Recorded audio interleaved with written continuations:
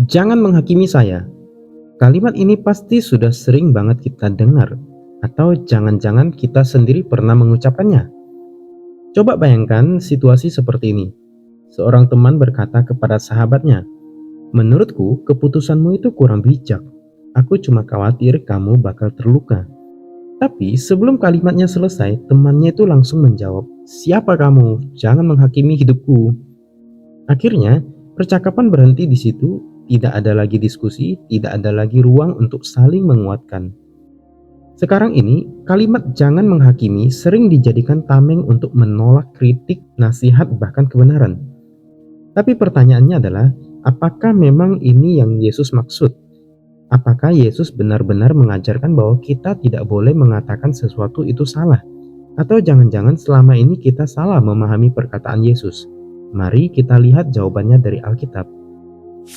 Apa maksud Yesus saat berkata jangan menghakimi? Dalam Matius pasal 7 ayat 1, Yesus berkata, "Janganlah kamu menghakimi supaya kamu tidak dihakimi." Ayat ini memang sangat terkenal, tapi sering kali hanya dibaca sampai di situ. Kalau kita lanjut membaca sampai ayat 5, Yesus memberikan ilustrasi tentang seseorang yang sibuk melihat selumbar di mata saudaranya, padahal di matanya sendiri ada balok. Jadi sebenarnya apa yang Yesus tegur? Bukan kemampuan kita membedakan mana yang benar dan mana yang salah. Yang Yesus tegur adalah sikap munafik. Sibuk mengoreksi orang lain tetapi tidak pernah mau mengoreksi diri sendiri. Jadi Yesus bukan melarang kita menyatakan kebenaran. Yang Dia larang itu adalah hati yang sombong, yang merasa paling benar dan suka menghakimi orang lain tanpa melihat dirinya sendiri. Nah, dari ayat ini muncullah beberapa kesalahpahaman yang cukup populer. Mari kita bahas satu persatu. Kesalahan pertama, mengatakan sesuatu perbuatan salah berarti menghakimi orangnya. Nah, ini mungkin kesalahpahaman yang paling sering kita temui. Sekarang banyak orang berpikir kalau kita mengatakan suatu tindakan itu salah, berarti kita membenci orangnya. Padahal itu dua hal yang berbeda. Misalnya saya berkata, "Mencuri itu dosa loh." Apakah itu berarti saya membenci semua pencuri? Tentu tidak. Saya sedang menilai perbuatannya, bukan menentukan nilai orang itu di hadapan Tuhan. Kalau dipikir-pikir, dalam kehidupan sehari-hari kita juga melakukan hal yang sama. Guru mengatakan jawaban muridnya salah. Dokter mengatakan pola hidup pasiennya tidak sehat. Hakim memutuskan seseorang bersalah berdasarkan hukum. Semua itu adalah bentuk penilaian. Tanpa kemampuan membedakan benar dan salah, kita tidak akan bisa hidup dengan baik. Yang menarik adalah ketika seseorang berkata jangan menghakimi orang lain, sebenarnya dia juga sedang membuat penilaian. Dia sedang mengatakan bahwa menghakimi itu salah. Yang membedakannya hanyalah satu, yaitu standarnya apa. Sebagai orang percaya, standar kita itu bukan perasaan, bukan budaya, dan bukan pendapat pribadi. Standar kita adalah firman Tuhan. Nah, kesalahpahaman pertama itu membuat banyak orang takut mengatakan kebenaran. Lalu muncul kesalahpahaman berikutnya. Kalau kita tidak setuju dengan seseorang, apakah itu berarti kita tidak mengasihinya? Kesalahpahaman kedua, tidak setuju berarti tidak mengasihi. Di zaman sekarang sering muncul pemikiran seperti ini. Kalau kamu mengasihi aku, kamu harus menerima semua pilihanku. Sekilas terdengar baik, tapi benarkah begitu? Coba bayangkan kalau ada seorang anak kecil yang mau memegang kompor yang sedang menyala. Ibunya langsung menarik tangannya. Anaknya menangis. Apakah itu berarti ibunya tidak mengasihi dia? Justru sebaliknya, bukan? Karena mengasihi, maka sang ibu itu berani berkata tidak. Kasih bukan berarti selalu berkata iya. Kadang kasih justru berani berkata tidak demi kebaikan orang yang kita kasihi. Sama seperti dokter. Dokter yang baik tidak akan berkata, "Tenang saja, semuanya baik-baik saja." Padahal pemeriksaannya buruk. Dia akan mengatakan keadaan yang sebenarnya supaya pasiennya bisa diobati. Begitu juga dengan Yesus. Ketika bertemu dengan perempuan yang tertangkap berzina, Yesus memang tidak menghukumnya, tetapi Yesus juga tidak berkata bahwa dosanya tidak bermasalah.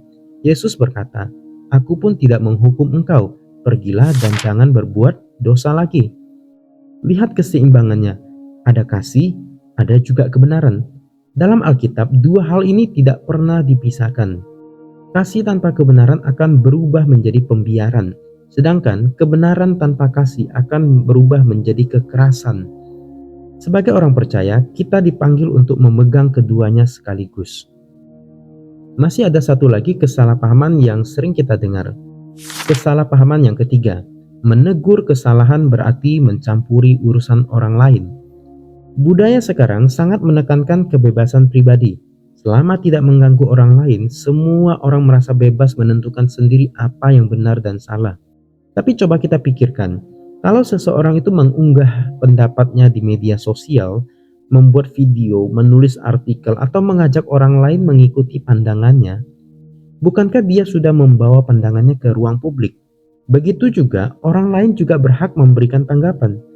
Berbeda pendapat bukan berarti membenci, berdiskusi bukan berarti bermusuhan. Justru lewat diskusi kita itu bisa menguji apakah suatu pandangan kita benar atau tidak. Lucunya, orang yang berkata jangan ikut campur hidup saya, itu kadang juga marah ketika ada orang lain yang tidak setuju dengan dia. Bukankah itu juga bentuk penilaian? Jadi sebenarnya semua orang itu membuat penilaian moral. Pertanyaannya bukan apakah kita menilai atau tidak. Pertanyaan adalah kita memakai standar siapa? Standar dunia atau standar firman Tuhan? Sejak manusia jatuh ke dalam dosa di Taman Eden, manusia ingin menentukan sendiri mana yang baik dan mana yang jahat. Manusia ingin menjadi hakim atas hidupnya sendiri. Tetapi Alkitab mengajarkan bahwa hanya Allah yang layak menjadi hakim yang sempurna. Karena itu, ketika kita menyampaikan bahwa suatu tindakan itu salah, kita harus melakukannya dengan rendah hati. Bukan untuk merasa lebih suci, bukan untuk mempermalukan orang lain, tetapi supaya kebenaran Tuhan disampaikan dengan kasih. Yesus tidak pernah meminta kita menutup mata terhadap dosa, tetapi Dia juga tidak pernah mengizinkan kita menghakimi orang lain dengan hati yang sombong. Sebagai pengikut Kristus, kita dipanggil untuk mengatakan yang benar dengan cara yang benar dan dengan hati yang benar. Itulah keseimbangan yang diajarkan Alkitab. Kalau menurut kamu bagaimana? Apakah selama ini kalimat jangan menghakimi sering disalahpahami? Coba tuliskan pendapatmu di kolom komentar. Tapi ingat, mari berdiskusi dengan saling menghormati dan tetap menjadikan firman Tuhan sebagai dasar. Kalau video ini bermanfaat, jangan lupa klik like, subscribe, dan bagikan ke teman-temanmu supaya semakin banyak orang memahami apa yang sebenarnya Alkitab ajarkan. Sampai ketemu di pembahasan Alkitab berikutnya. Shalom.